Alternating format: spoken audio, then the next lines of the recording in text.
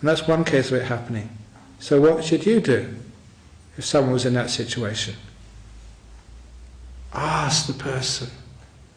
They may be in a coma, but you just ask the question and you listen. You'll be able to feel whether there's someone there or not.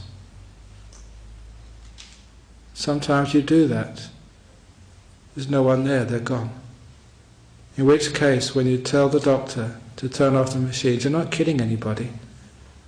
They're already gone. It's just a machine of a body kept going by another machine. The life has gone. At other times you ask that question, you feel, no, you can't do this. That means the life is still there. Keep it going. When you ask the question, you get these wonderful answers. A lot of the problem is we never ask the right question, which is why we're not acting out of wisdom, we're acting out of delusion. So these are ways we can actually face the problem here, this difficult ethical problem. And as one of the soldiers told me, what's the difference between me on the front line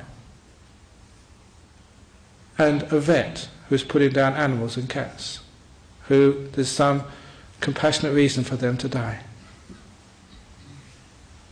And of course, the vet would ask the question whether the person wanted to die or not. Soldiers never ask that question.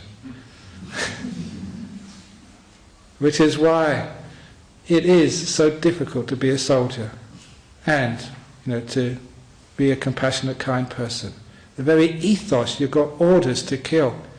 And if you don't keep those orders, you get into big trouble. And sometimes, like that soldier, it's probably better not to keep those orders.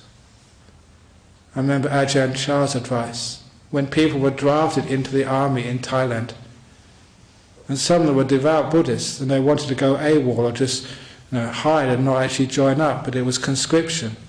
And his advice was, no, you have your duty, you have to join. And he told them to train really, really well, especially on the firing range. So they were accurate shooters, so that if they were in a conflict, they could always aim successfully over the enemy's heads.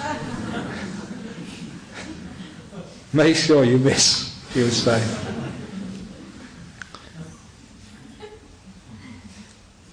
But that's the easy case. In the case of the soldier joins up, and they are in that situation, and they do pull the trigger and kill. It may be ethically wrong, but it's also ethically wrong of me to actually judge them.